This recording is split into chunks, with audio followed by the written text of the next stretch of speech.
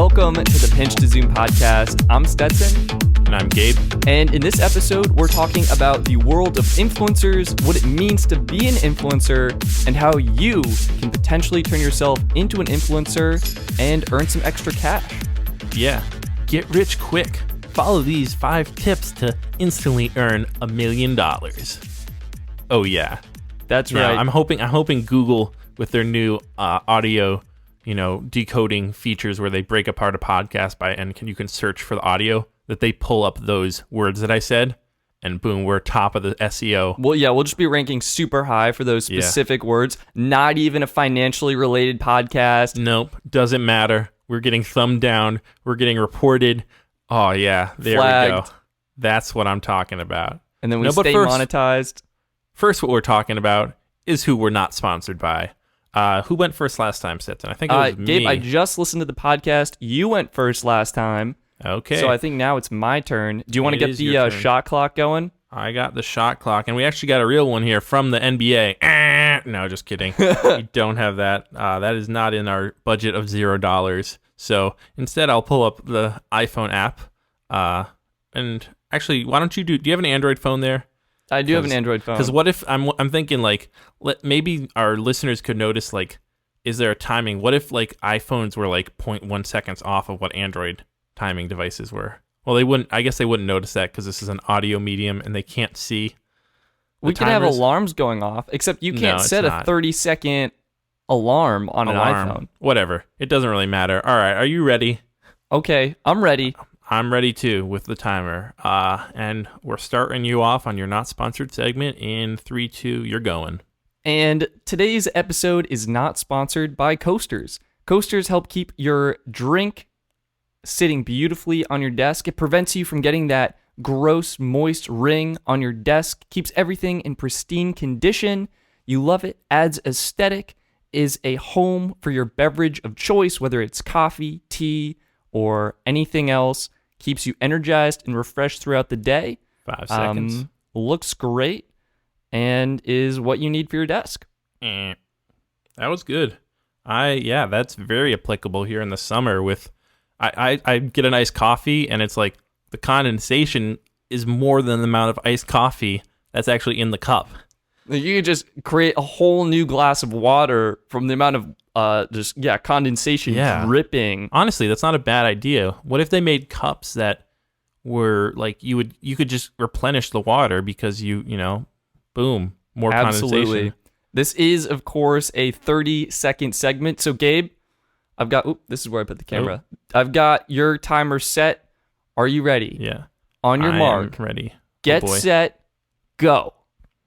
All right. We all know farmers markets are great, but you know what's even greater? Growing your own fruits and vegetables. Right now, we're in the middle of summer for North America, north of the equator. So I know not everyone can do this, but if you do live in a city, they do have community gardens. You can grow it inside. And this is something you really learn about how much work actually goes into the food we eat. Being able to pick that tomato off the plant and eat it, thinks, wow, every tomato I eat during the year, someone had to do that or someone had to design a way for that to be done. So it really increases your appreciation. Boom. Yeah. There we go. Growing your own fruits and vegetables. Not a sponsor. Are you trying to extend your segment? That's pretty good though. What? Imagine if ads could do that and just creep into other ads. Like you'd be watching a Bud Light ad, and then all of a sudden, the Bud Light character would just be in a Taco Bell, and you're like, wait a second. So what kind of commercial are we watching right now? Yeah, right. But that's not what we're talking about now, because we're talking about quick news. All right. First off, I think we've almost every episode talked about Apple and quick news, and there is a good reason for that. They are the largest company in the world, second largest company in the world. Oh man, they're hovering around there. I think they go up and then they go down. They kind of follow the market almost. They're one of the 3 companies that have gone over the $1 billion market cap. The other 2 being Microsoft and Amazon. But yeah, they're one of the biggest companies in the world, and so pretty much anything they do is big news. So I think people just love to click on those articles. They have a dedicated fan base. Apple's just in the news all the time. So yeah, what do we have today? First, we have one of their lead designers and the person really responsible for a lot of the popular products and the way they're designed that we've seen over the past 10, 15 years is leaving Apple. Wow, this seems pretty huge. So who is this? Johnny Ive. This product really from the ground up. We started with the cute essentialism of what makes a product amazing.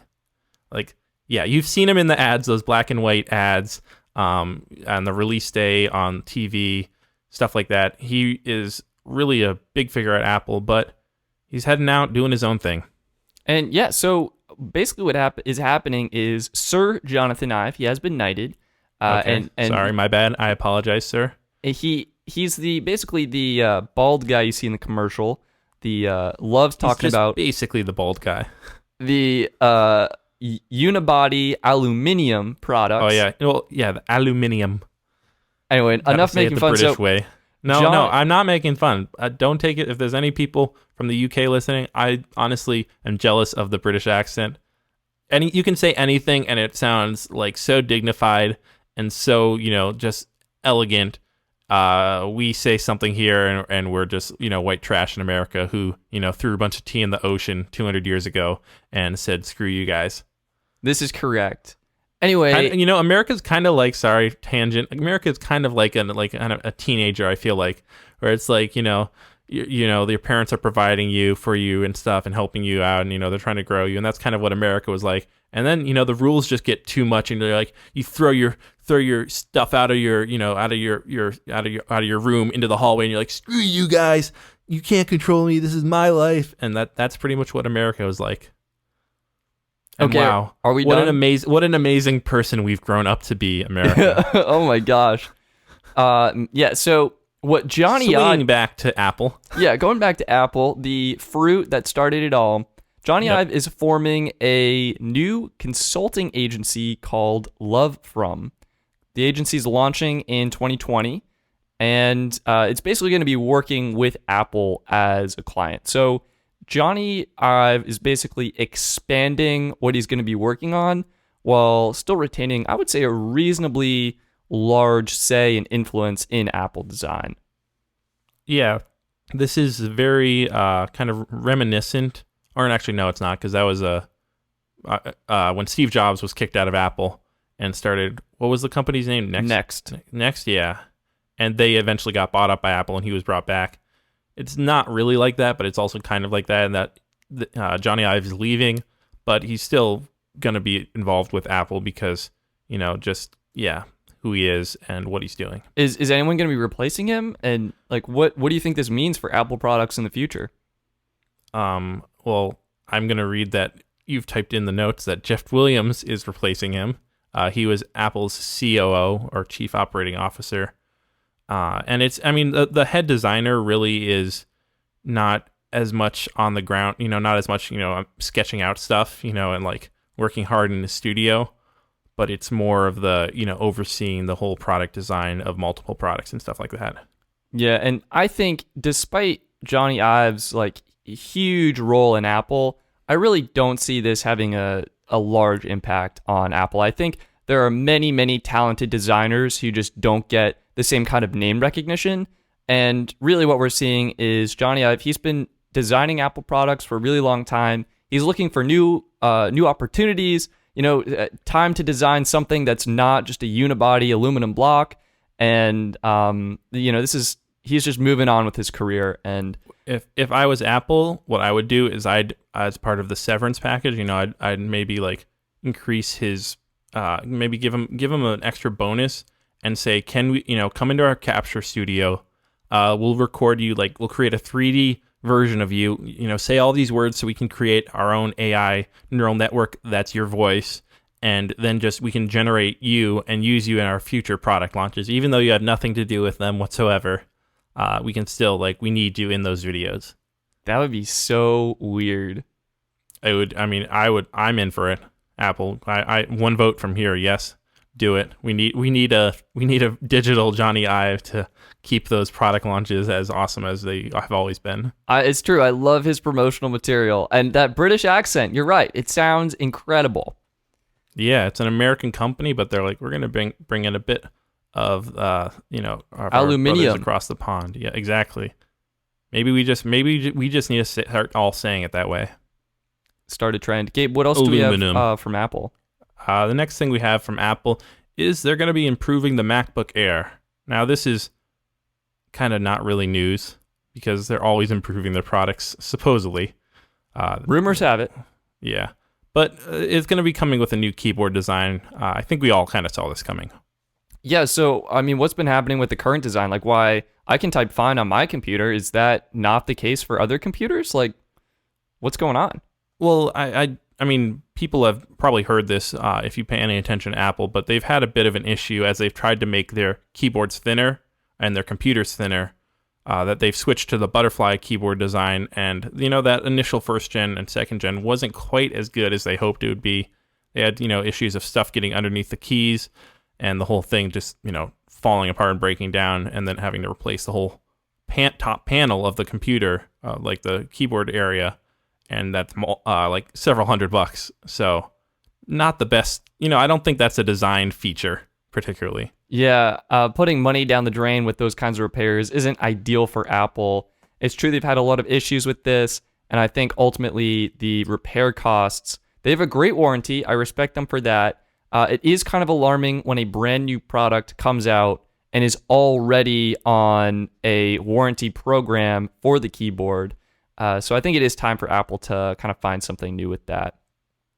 Yep. And in surprising news, a new iPhone leak coming out. No, just, quoting Forbes there, with their constant surprising and astonishing iPhone leaks that seemingly seem to come every day and are exactly the same and prove nothing new. I think they do a pretty decent job shuffling around the words in the title a little bit. Right, it's the same exact article they released for a month, but they just switch it around, put a slightly different picture and a new headline, and somehow get millions and millions of views. Maybe we should start doing that. This isn't a Gabe rant. This is quick news. So moving on to the next topic in quick news. We have internet browsers. We haven't talked about those in a while. What do you use for your browser, Stetson? Well, I just switched today, as a matter of fact, Gabe. Oh, wow. I basically... What a coincidence. I was a Chrome user, and same here. I was on the news, and I was looking at some of this privacy stuff, and I thought to myself, well, wouldn't it be good to be more private, more protected, block some of those tracking platforms that are all out there and harvesting my information? And I thought, yeah.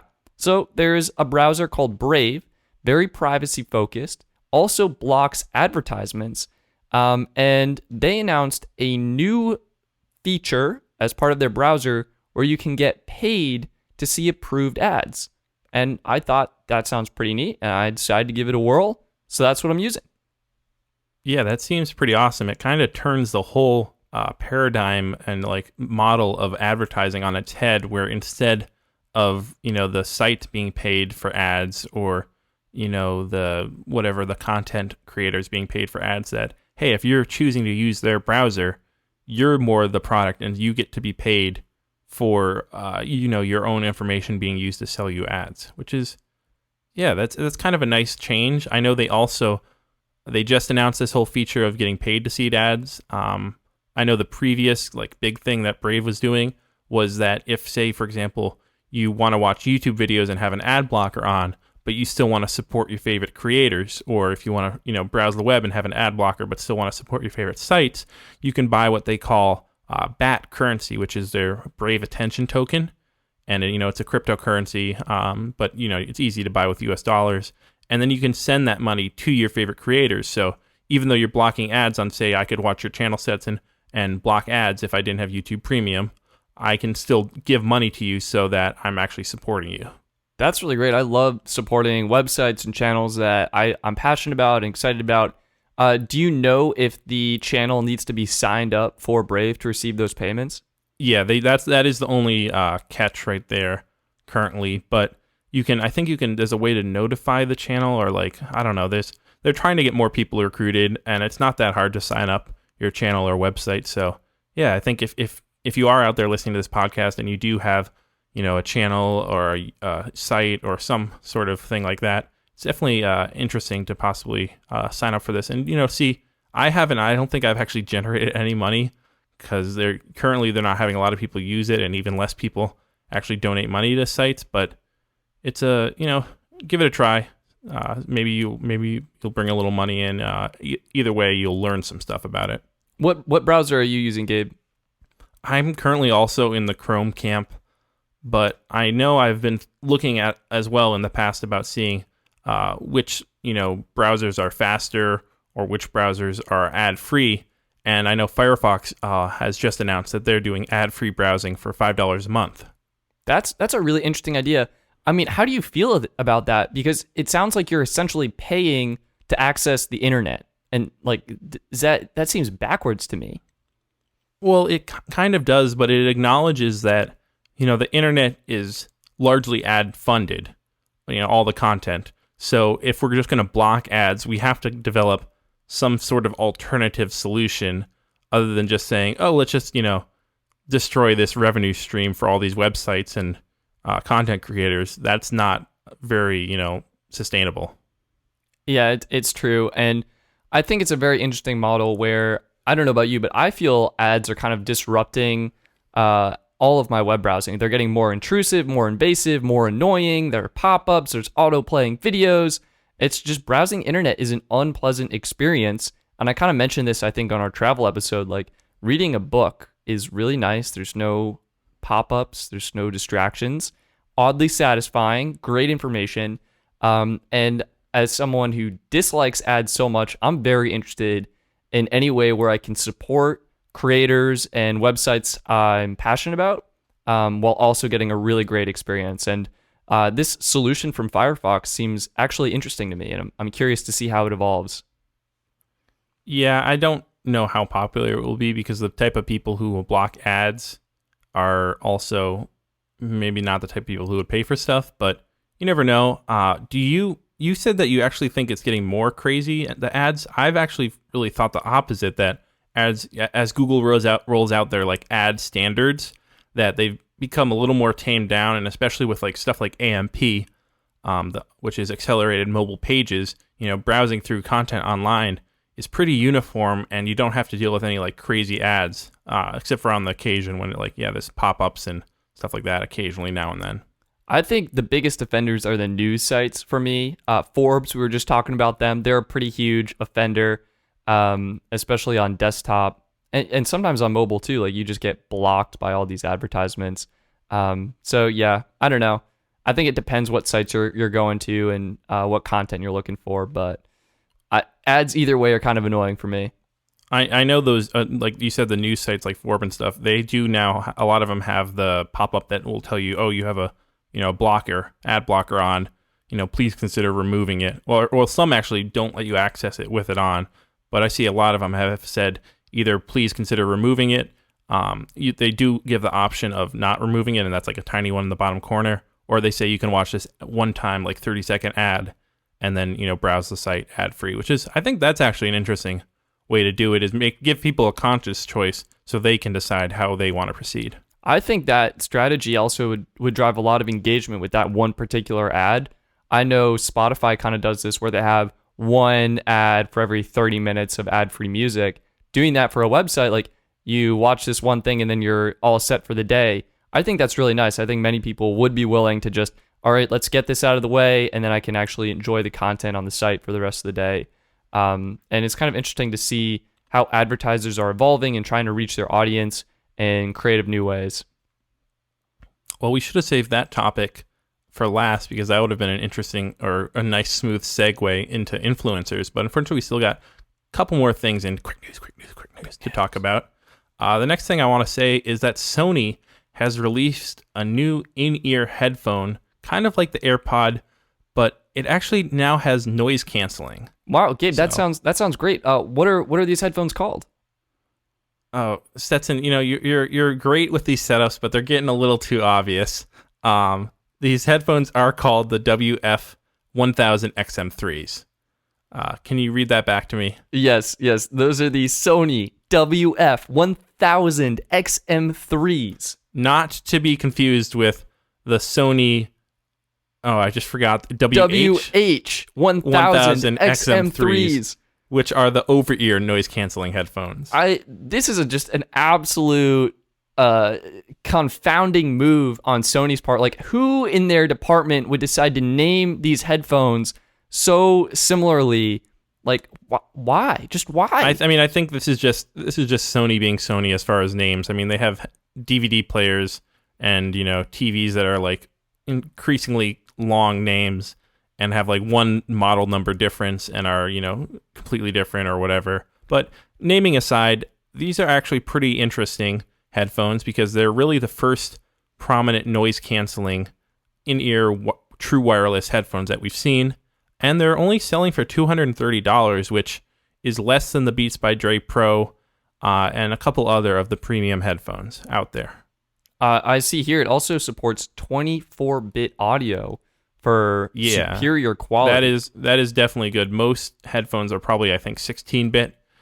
Basically just gives you a lot more range of dynamics and how many sounds, you know, can actually be put out by your headphone. And the amazing thing is they have 6-hour battery standalone or 24-hour battery, you know, with the charging case. But 6-hour battery for noise canceling headphones in ear, that's pretty impressive. So Gabe, when can we put these WF-1000 XM3s in our ears? You can be putting them in your ears on August 5th when they start shipping. They actually, with these headphones, they're UPS, they paired up with that they'll ship them right into your ears. Right? That's right. The UPS delivery person has to stop, cut open the box, power them on, puts them right in for you. Puts them in your ears, pairs them. All right, are these paired up with your head? All right, you're all good. Yeah, there we go. You can't hear him by then because it's noise canceling out him. So you're like, what? I can't, you know, making those gestures.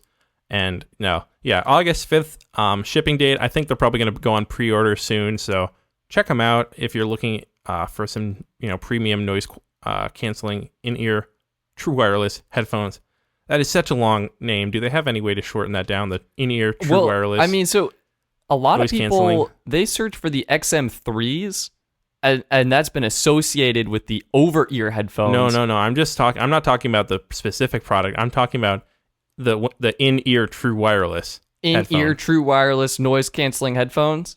Yeah, that's an extremely long descriptor. I think we just have to live with it. Okay, all right. Well, all right. No, there's no improving things, so let's just move on to the last product last item in quick news. Amazon saving stuff forever. Guess what? Your voice recordings with Alexa, they're being saved too. And Gabe apologizes for triggering all of your devices. No, I don't apologize. I am not apologizing anymore for that.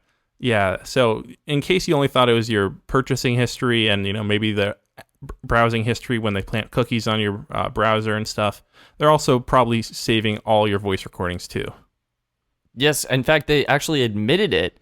So what happened here is Senator Chris Coons of Delaware was questioning Amazon, wanted more information about how they were treating customer data, what they were doing, and Amazon responded with, this is from the article, quote, Amazon retains customers' voice recordings and transcripts until the customer chooses to delete them.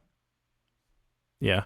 I don't really care about this because I'm like, the Alexa, you know, going to trigger it again. The Amazon Echo line really is a beneficial product, I think. So if there's a slight drawback of Amazon holding onto the recordings, currently I haven't seen that really manifested much. Maybe they can target ads better to me because they can like look through all the things I talk about, but I'm not too disturbed by it.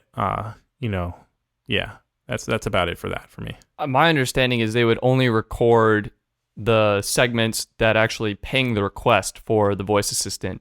So but it's just like Google, you know, saving your search history, I think. Yeah, I could see it like that. I mean, I think it opens up some interesting questions on what should be saved, what shouldn't be saved, like what are our rights as users for privacy. But you know, I think you do bring up some good points. Like it's not really hurting anyone. Like Amazon is welcome to save my timer setting voice for however long they like, and you can delete it as a user. You can just go in and delete. I have no idea how you do that, but it is possible. Yeah, I think you can go into the app possibly, but they might actually, if they're making it hard, they might make you go onto the website. The thing I see is, yeah, Amazon just has to be a little more transparent.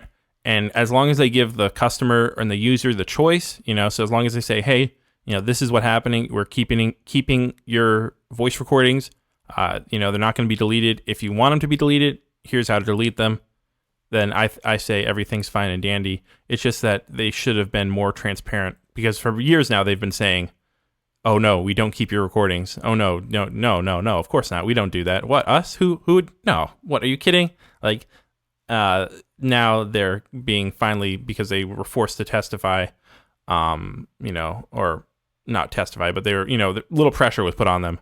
They're having to be honest. I think that should hopefully come up front next time with similar things. I agree. It is a little weird that they're kind of changing what they're saying about how they're treating user data. But Gabe, I think, should we move on to today's topic?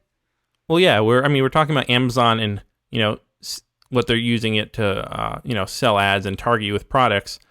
They're actually one of the biggest affiliate market brands like out there, as far as people, with affiliate links to Amazon, which are used by, who are they used by, Stetson?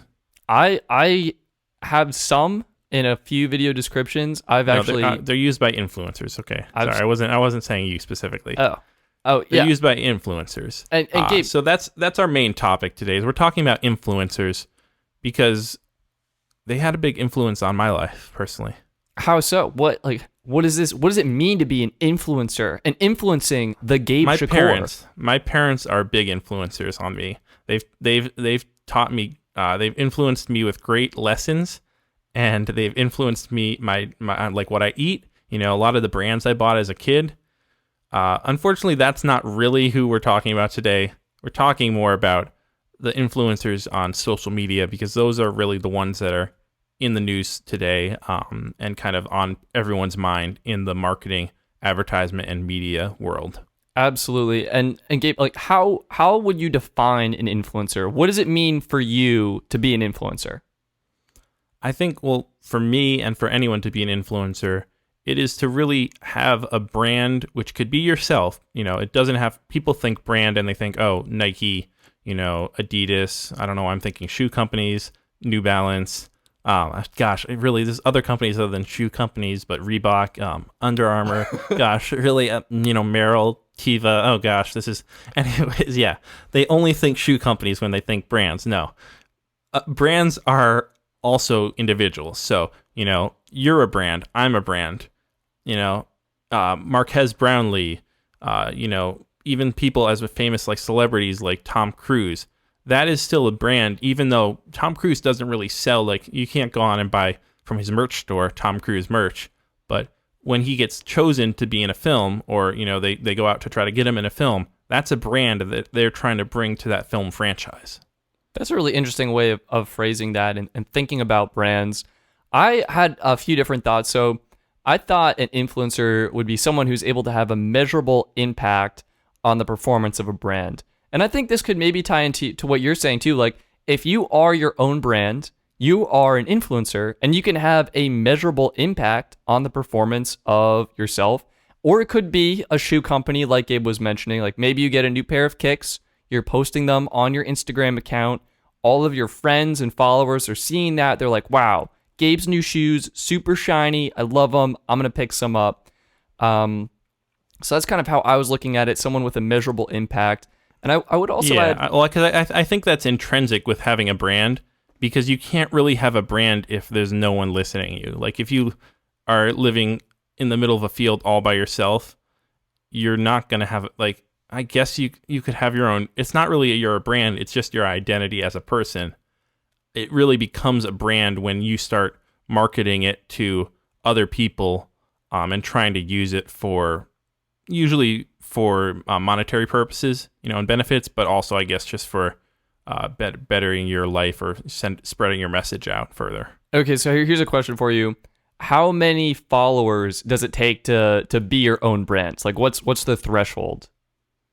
It really depends. I mean, on the platform, if YouTube, you have 1,000 followers versus Twitter, 1,000 followers, I think that's a big difference. Or subscribers on YouTube, I guess, versus Twitter. Instagram as well. It really depends, and it also depends how loyal and your engagement. That's, I think, the real thing that a brand or company would look at before they associate with you. But I feel like the bar has continuously gotten lower. You know, it used to be like, oh, you know, 5-10,000 subscribers or 5-10,000 followers, but now you get people on Instagram, you know, 2,500 followers, and they're getting messages from, granted, the companies are a bit sketch, and, you know, they're kind of just going for the lowest, you know, fruit of like, oh, these people are, you know, not getting many offers from anyone else. But it's, you know, yeah, the bar is always lowering. What do you think is the number? I think it's really challenging to put a numerical value on these kinds of things, because it's really, I think it's when brands start to reach out to you, that's kind of when you can see yourself as more of a quote unquote official influencer. I liked kind of your 1,000 mark on YouTube. I think that's a pretty big threshold. I think 10,000 is also a really big threshold. Like when you kind of hit those numbers, then you start to have more authority. Your audience is growing. More people are listening to you. Another way of looking at it could be your growth rate in a sense. Like if you're able to collect new followers and, like you said, measuring engagement, like there's more than one way to measure the impact of an influencer. And, you know, I think what it comes down to is it's more than just the numbers. You could have someone like PewDiePie with over, I don't even know how many subscribers he's at now. He's got 97 million. Oh my God. Yeah, right. Okay, so knocking on the door of, by the way, let's just get a PewDiePie push. I know he ended the subscribe to PewDiePie thing, but if you're not already subscribed to PewDiePie, come on, let's get the first real YouTuber over 100 million. Absolutely bananas. But my point is, like, he could have this huge, over 90, whatever Gabe said, 1,000 million subscribers, and have no one watch his videos, right? Like, that's a very real possibility. I mean, it's pretty crazy. His videos get on average like anywhere from like, you know, 2 to like maybe 6 million views when he uploads them. And you still have other subscribers who have, you know, less than 25 million who are getting way more than that routinely. Yeah, I would almost bring up Casey Neistat. Like his daily vlogs, he has significantly fewer subscribers, but the percentage of those subscribers who are actively engaged and consistently watching his content, I would think would be much higher than PewDiePie. Yeah, that's definitely true. And I think there's really also to be counter argument of, you know, there's 1,000 is kind of the bar or whatever.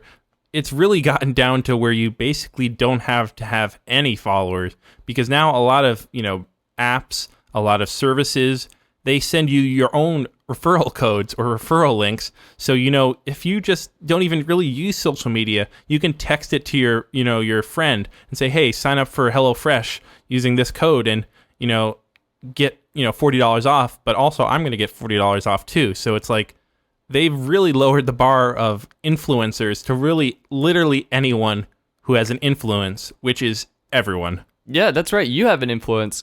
And I think this ties in perfectly. So I was looking at, or I thought it's like Oprah. You get an influence. You get an influence. You're an affiliate link or a person. Like, oh my gosh, it's out of control. But also, it makes sense. Yeah. So I was thinking of an influencer as someone who would have a measurable impact on a brand.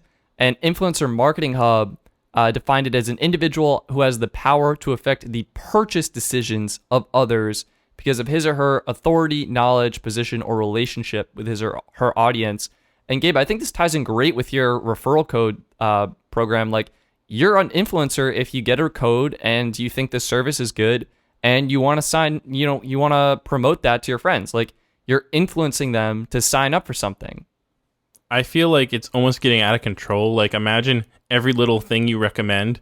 You're like, oh, use my code, by the way. And then you both get kickback. And it's like, you know, you're like, oh, by the way, you know, I think really the best route to get to there is, you know, take the 405 down and then get off at exit 19. It's a lot faster than, you know, getting off at exit 20. Oh, and check out that gas station there. Use referral code Gabe to tell them that I sent you, and you can get free $10 of, you know, snacks or whatever.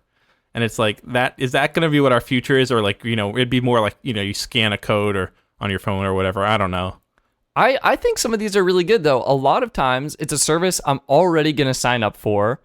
So why not get a referral code and enjoy like a kickback or rewards? I don't know, Gabe, how do you feel about this? Is it getting too much? Are we out of control? Does it make sense? Is it good? Are you sharing your referral codes with people? That was a lot of questions, Stetson. Well, we can start from the top. How Okay. What I think it is it almost gamifying the whole thing of it's like this game of, because that's another popular thing. That's not referral codes or anything, but as far as loyalty, building brand loyalty is, building in kind of a point system. I think of Starbucks, Dunkin' Donuts, a lot of these ones, or credit card companies with cashback. It's all about getting you to kind of gamify your spending and your buying decisions so that you don't think of it as much as buying and more of like, oh, this is, a game type thing. Wow, that's something I've never thought of. I feel like this relates very well to specifically to travel credit cards. You're not getting any specific monetary value. You're getting points or you're getting miles. And that's the game. Like, you're playing, you can't really win, but you feel good when you get points and rewards. Yeah, it's like okay, you might get a free trip to, Asia, but it's like you didn't get a free trip to Asia. You bought a ton of stuff and you spent so much money with them that it was in their, they could actually afford to fly you to Asia because you spent so much money with them. They'd profited so much, and they possibly only got you to spend that much money because you were trying to do that. So it's like, yeah, it makes sense from the company's point of view, and it's easy to get pulled into that. It really plays. But that's different than influencers. I think we've kind of gotten a little bit off topic here. That's more loyalty stuff. Brand loyalty influencers. Influencers are basically an extension of, advertisers have used the media and still use the media for years. I don't know when the first ad was placed, but, newspapers, TV, radio, all of those are, media platforms where content exists. And then, to monetize that content, these companies have gone to other companies and said, hey, do you want to, advertise your products alongside our content? You can put ads for your products so that it might be viewed by our readers, our viewers, our listeners.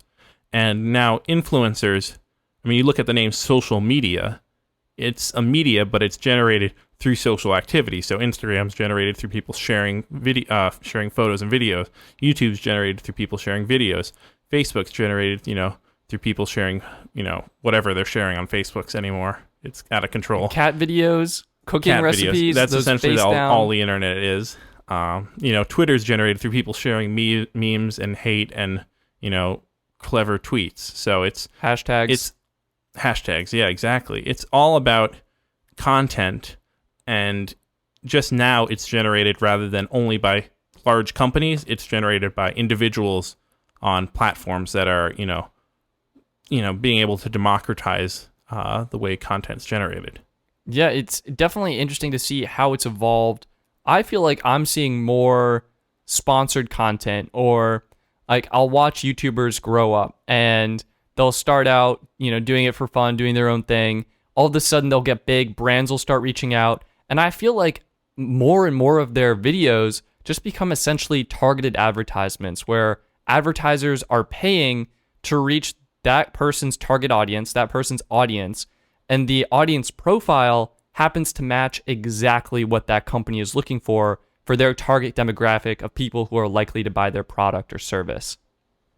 Yeah, I know the one we talk about the most is Unbox Therapy. Oh my God.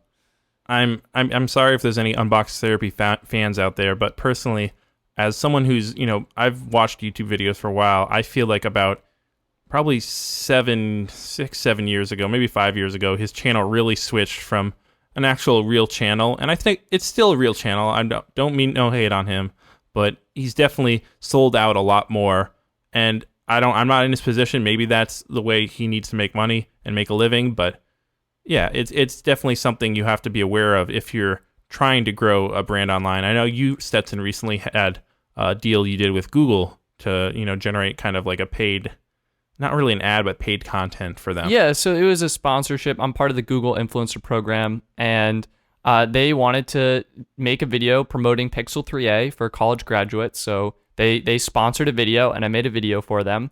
And that was a really interesting experience for me, where I kind of learned what the process was like for doing a sponsored video, how I felt about it, kind of how my audience was reacting to it. Ultimately, I think for me, I really want to focus more on creating genuine, authentic content and actually pull back a little bit from the sponsorships and If a company wants to send me something for free, I'm thinking twice about it. Like, yeah, it would be cool to have that, but this is not something that would be truly interesting to my audience or even to me. Like, I want to make content I find to be the most interesting and the most helpful. And that's kind of where my new focus is. Have you ever been approached by a brand or someone looking to sponsor content on your channel?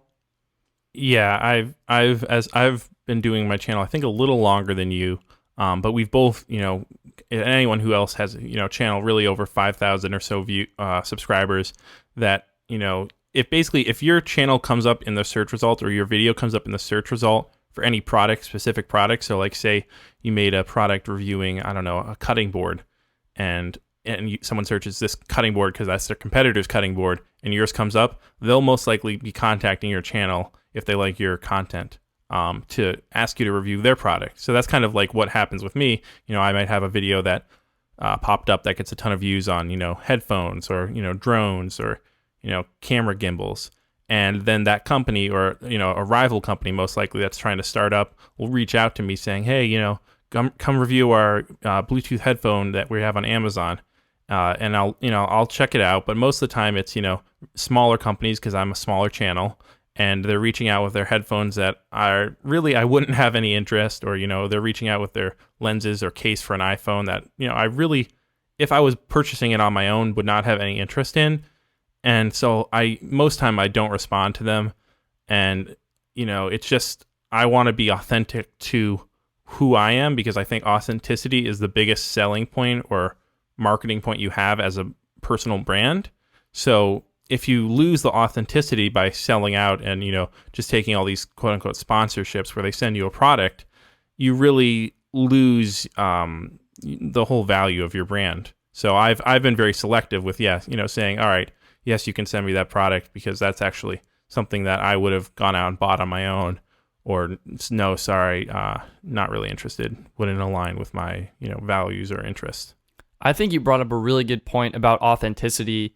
There's a really good Warren Buffett quote. I can't remember the exact phrasing of it, but it's something along the lines like, it takes a lifetime to build your credibility and your authenticity, and it takes 5 minutes to take that away. Like, you can really go from one video where you're hawking a product a little too much, and it's like your audience is just like, all right, yeah, they've lost it. Sell out, exactly. It's something to be really careful of, and to I think consider strategically how you're going to navigate getting these offers, getting these deals from brands and products, and trying to make the best decisions that work with you and you feel like would resonate well with your audience. Yeah, it's a hard thing. And the thing is, neither of us are supporting ourselves completely off of our YouTube channel. But for the people who, where it's their only source of revenue, that they've either, gotten big enough that they're just trying to, put 100% in and make that jump to be able to, grow their channel or their Instagram following or their website to where they're, big enough to completely support themselves. It's a hard line to trot of being like, I really need to make rent this month or something, or, buy this new gear to be able to do this project. But at the same time, this, they're offering me $5,000 for this. I don't feel like that really aligns with me, but that's going to be so helpful to my, future and my potential of what I can do. So it's a tough, thing to choose. And yeah, I can kind of understand sometimes when there's those times where you feel like that content creator kind of, a bit sold out a bit in that moment. I remember a time, I think it was either last year or the year before, Dyson came out with their new V10 Cyclone vacuum cleaner, and my subscription box was just spammed with all of these tech YouTubers who Dyson had paid to sponsor their vacuum cleaner, and it was just all this content, and you knew it wasn't very authentic. Like, Dyson's clearly giving them outlines of what to say about the product, and like, they're getting a nice paycheck, but I'd really appreciate if they focused more on the content that they're more used to and that they're excited about, and less on these sponsorships. Gabe, do you think it's necessary for content creators today to take on sponsorships or these paid influencer roles in order to succeed in this creative landscape? It's not necessarily. I mean, luckily we have things like Patreon, which allows, to kind of circumvent the whole advertiser supported model. So it's not completely 100% necessary. And there's also, just independent funding sites and, selling work for its creative value. So I don't think it's 100%, but it's definitely, like we said earlier, the whole internet is essentially funded off of ads. So if you're using the internet to distribute your content, you're likely going to have to go through the ad model, whether it's, Google AdWords, Facebook ads, or something like that, where it's a service putting just ads on your site or your content, or it's actually you connecting with the individual companies and, doing a sponsored post, sponsored product thing, review or whatever it is. Yeah, I think you're right. And as a younger channel that's starting to grow, getting that first sponsorship, getting that paycheck, that can really help you grow. You can get that new gear, get that new camera, upgrade your computer, whatever it is. And that can really be a springboard to help, propel you forward on your career path. Gabe, I love how you brought up Patreon. It reminds me of one YouTuber, Matt Diavella. He goes completely ad-free. He doesn't monetize his videos, and he just uses Patreon to fund his creative endeavors. And I think he's a prime example of how it is possible to make content that's meaningful to you, that resonates with your audience, and that's ad-free and independent. Yeah, I was going to ask, what do you think is a good channel, person, brand that handles ads in a kind of interesting way or, different way, unique way? That's a really good question. What comes to my mind is Marques Brownlee. I watch a lot of his content, so I'm, probably biased here when I say that. But one of his main sponsors is Dbrand. I think he does it's like a good job of integrating the brand partnership into his content. Essentially what a Dbrand skin is, it's a vinyl sticker you put on an electronic device. And Gabe, you want to make a comment here? I see you just wait. Is that a Dbrand box they sent you with all their gear? Oh my gosh, that's it. You just sold out to them. That was very organic. How you brought that into the conversation.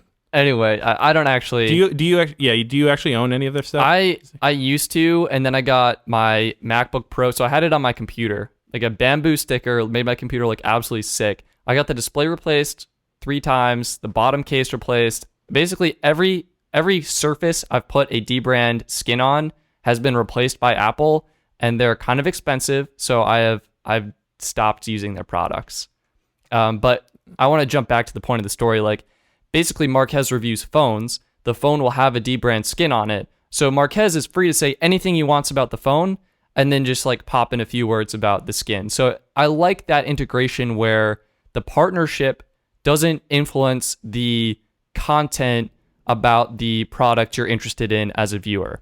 And I think Linus Tech Tips is pretty good at this too, where like there'll be some random product at the beginning of a video, whether it's a VPN service or gaming computer part, accessory, what have you, that won't be related at all to what the video is actually about. And I kind of like that. It's an ad that's integrated into the video, but it's a partnership, and Linus or Marques it's free to say whatever they want about what they're actually reviewing. Yeah, I do agree that that's a better ad model than, I just, for example, got sent this gimbal from this company, and I know that I'm free to review it however I want. However, I do know that future, if I want to keep up that relationship with the company, if I absolutely trash their gimbal in my review, which usually doesn't happen because most products are, at least up to a certain standard, and that's also comes back to, setting a standard for what products you accept if you're reviewing products, whether it's tech products, beauty products, cooking products, whatever out there that your review niche is. Setting a standard for what products you accept companies to send you to talk about is really key, because then you won't have to trash a product and possibly, upset a company, but at the same time you can be authentic and really talk about the product in a potentially a critical matter, but still, maintain that authenticity and realness. Do you ever feel pressure when a company sends you a free product to give it a more positive review? It's weird that there's not really pressure, but it's the same thing as if, you go to an ice cream store and someone says, "Oh, here's some free ice cream," or or someone, a friend gives you something nice, or a friend and then they open a store and they give, you're going to give them a more positive review because you have that connection to them and they are nice to you, So I think that's the real, the real quote unquote pressure. I know you've had with the Google one. Share your experience with that because you actually had real pressure. Yeah. So what I did with Google is, they wanted influencers to reach a target audience of recent college graduates. I recently graduated college, so I was a perfect fit. My audience, I guess, in their mind would resonate with my content. And I basically ended up producing this video that I thought was great, had a storyline. I will testify that it was great. Thank you, Gabe. I appreciate that. Probably one of would have been the better videos that you've ever made for your channel. Wow, that good. And I couldn't release it because I submitted it for review, and basically I had all this other branding in the video. And Google, I thought they wanted a sponsored video where I can create this content promoting their product, Pixel 3a, and kind of take my own spin on it, do what I want, and it would just be kind of like they would pay for it. But really what Google wanted was an advertisement. Like I made an advertisement. And it's very clear. There's pop-ups in the video that say, this is an ad, this is sponsored. But still, for someone like me, it's, it was an interesting learning experience, but it just didn't feel great at the end. And I think, coming back to our point of authenticity, that was I'm really glad I did it because that was a wake-up call to me saying, hey, this is the content I really want to focus on. And now I'm diving into my cell phone plan comparisons more. And even like some carriers will send me free service. And I'm, trying to strategically navigate that where, yes, like you said, it's a friendly position. And the truth is, if I can maintain a positive relationship, I can oftentimes get that affiliate link or have another way of earning revenue.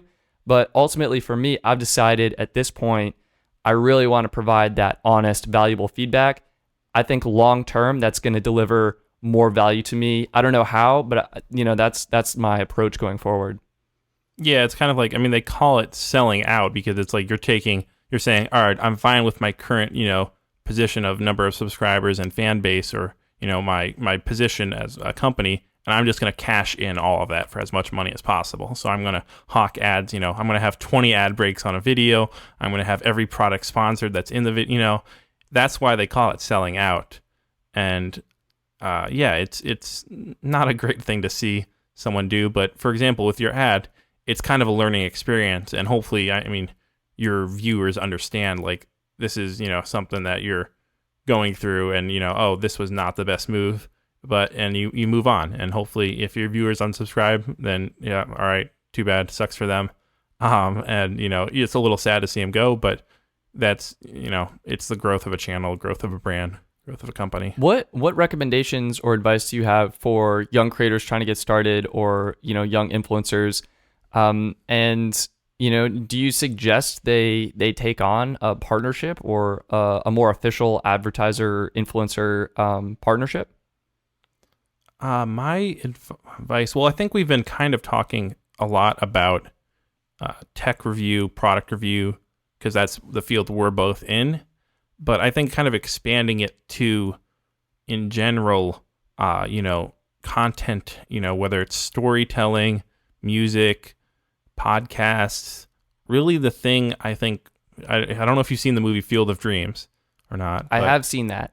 Yeah, there's that quote, build it and they will come. And I think that is really applicable to content. If you build, a brand, build, a personal brand, build whatever it is that gains a following. Once you get that, don't worry about, how am I going to monetize this? Maybe that's a good thing to think about a little bit, but really I would spend 99% of your time originally when you're starting up, your channel, your Instagram page, your website, whatever it is, thinking about how can I create good content that's, new, unique, exciting, interesting for me, sustainable. Like that's really the things to think about. Then once eventually you've, gotten enough following, brands will kind of come to you. and then that's where you start figuring out how to monetize your channel. But yeah, you can't do it the other way around. You can't monetize and then develop content. That's not really going to work ever. I love that advice, Gabe, and I think for me it kind of comes down to, I think that's shopping cart worthy. Oh my gosh, it just rolls towards Gabe. See, what the audience can't tell is geographically. Well, do we need something other than a shopping cart now? Because this is shopping cart usually is because we're talking about consumer products, but this is really, what is this? This is like create or something. So maybe like I don't know, a trophy. Should we get some kind of trophy or a golden editing software suite? I don't know. Maybe in Mario they get stars. Golden star, yeah, but that's not really. I don't know. A golden affiliate link. That's what I get. Ooh, just like a golden link icon. Boom. Yeah, it says golden link. I was gonna say what the audience can't tell right now is geographically I'm on higher ground, so the shopping cart just naturally rules. Yeah. I mean, yeah. I figure. Well, how can we do some audio representation of that? I don't know, like one of those whistles that go, Yeah, so I love that advice. And I think what it comes down to for me is you want to be creating something that makes you feel accomplished, that makes you feel fulfilled. Like that's what I'm looking like. You want to do something you feel proud of. And whatever that means for you, try and stay true to that. And there's definitely ways to partner and create these strategic partnerships and sometimes be sponsored. But make sure it really is core to who you are, who you want to be, and how you want to build and position your brand online. Yeah, I mean, going back to literally like one of the original or one of the simplest forms of advertising, billboards, right? It's one like if you go out and sell, say, hey, would you want to buy an ad on a billboard I'm going to build to some company? Like, oh yeah, I'd love to. We'll pay $100,000 for that. And then you're like, all right, sweet, awesome, got $100,000. And you're like, wait a second, I have no idea how to build a billboard or like where to even put it or like anything like that. That's essentially the simplest analogy or metaphor for this whole process is figure out how to build that billboard, figure out where to put it, how to make it, stand out, make people want to see it or have to see it, and then figure out what ads you're going to put on it or how you're going to pay for it. Yeah. And actually, that brings me to I'm starting a billboard YouTube channel where I specifically talk about only billboards. You can find it at buildingbillboards.com. No, sorry.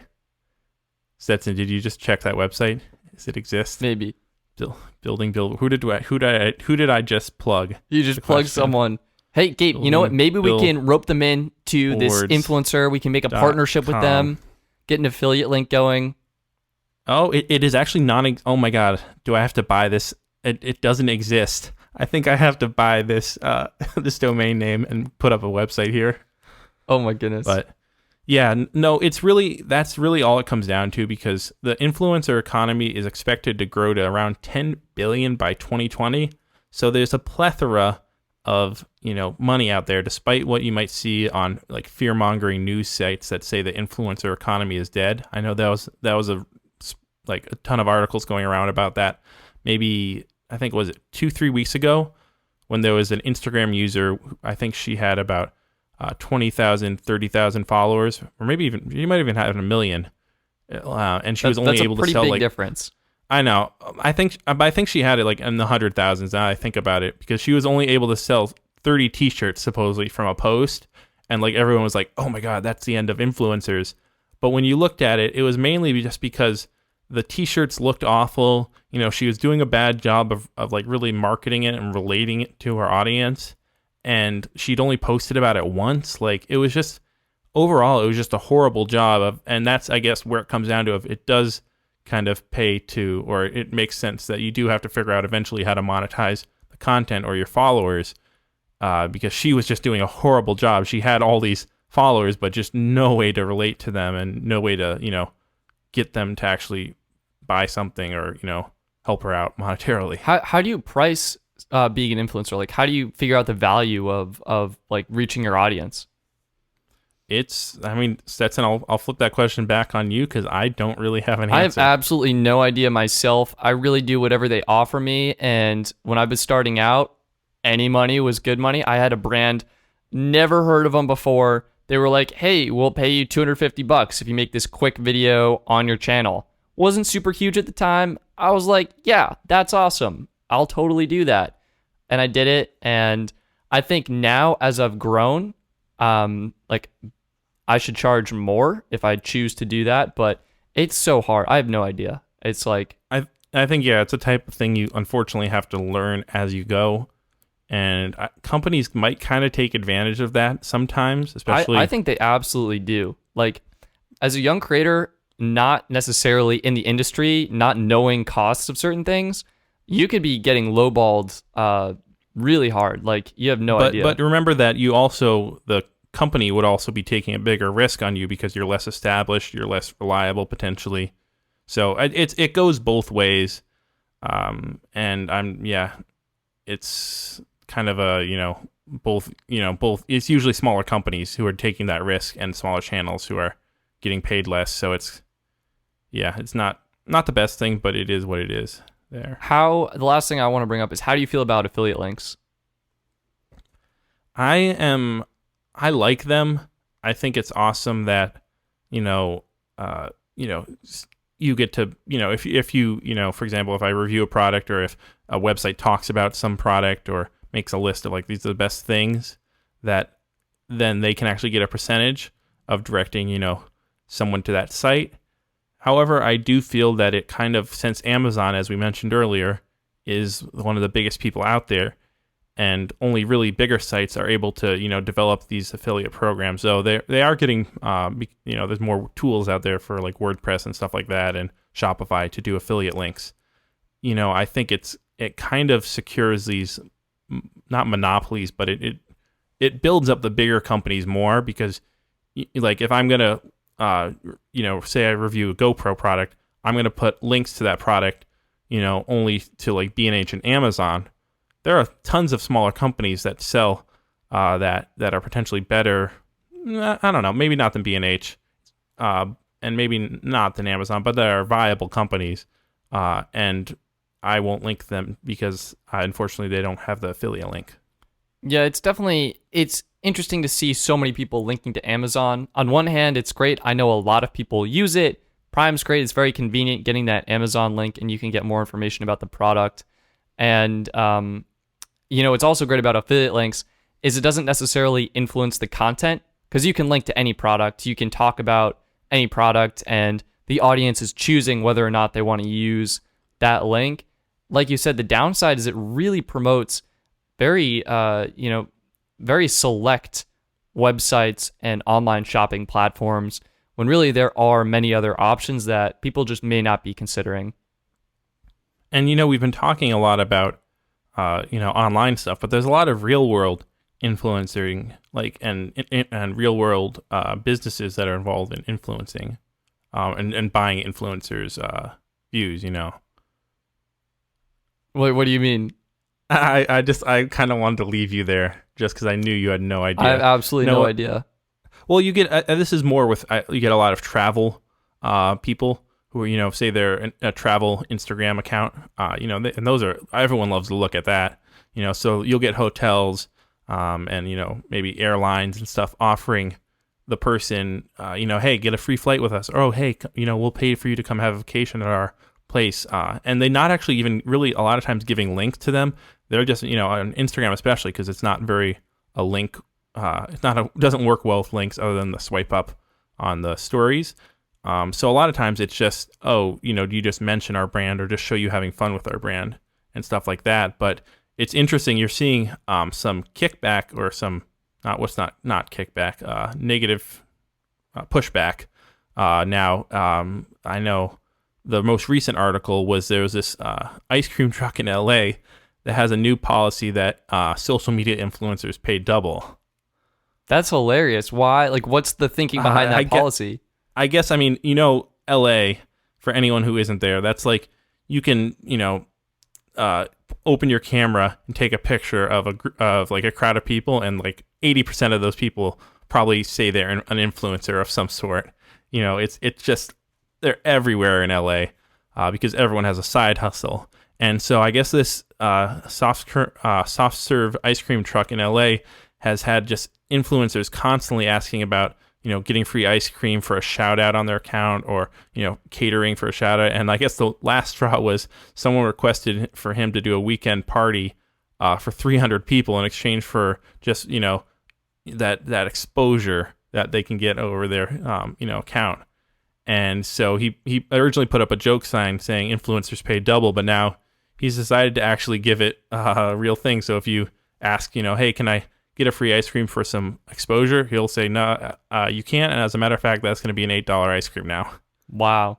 And you know, it's funny you bring that up, because it's such a weird system. And this really brings back to Unbox Therapy. Like, as a channel grows, it's earning more money and the expenses just drop because all these brands are essentially sending what you need to grow for free. And it's so weird. Well, it's providing content. You know, whether it's, if it's your channel, going back to the channel stuff, if you're traveling around, you have to buy all your own hotels, own your own flights. But all of a sudden, if you're that, you know, if you have 6 million followers on Instagram and you're one of the top travel accounts, you're getting free flights, you're getting free stuff. I'm not saying it's necessarily easier. You have a lot more things to think about then, but it's, you are right that you kind of get to that point where your content gets almost paid for you, if that's the way that you're getting your sponsorship. I think it's just it's a really strange system where, like, the more successful you are, the less you have to pay. And I don't know. It's weird. It seems like. But I also think this is us looking at, you know, from channels that, you know, have, you know, under 50,000 subscribers. We're looking up at that. I think they would also argue that they do have, you know, just as much expenses, because now they have to pay maybe a brand manager to, you know, to monitor all the requests. They have to, you know, buy better gear, buy insurance, you know, all these different things. So good points. I don't think it's, you know, it's a glass half full, glass half empty type thing. But that's really influencers. Use our code Pinch to Zoom podcast on anything. No, not really. Absolutely nothing. We've teamed up with every brand out there to get a 0% kickback. Anytime it says put in coupon code, put in our name, and see what that gets you. It's going to get you nothing. Just a hint. Actually, do let us know if it works, because we will want to reach out to that brand. Yeah, we want to say what is going on. But where you can put in our name, Pinch to Zoom Podcast or Pinch to Zoom Pod, is on Instagram or Twitter or Facebook, but who cares about Facebook? And you can also email us at pinchtozoompodcast@gmail.com if you have any questions. Eventually, we're going to do another WayTech answering your questions episode, but just waiting on some more interesting stuff to come up, and then we'll do that for you. So that's it. That wraps up this episode. Thank you for listening. Yeah, and if you liked it, be an influencer and go and recommend this podcast to someone you know.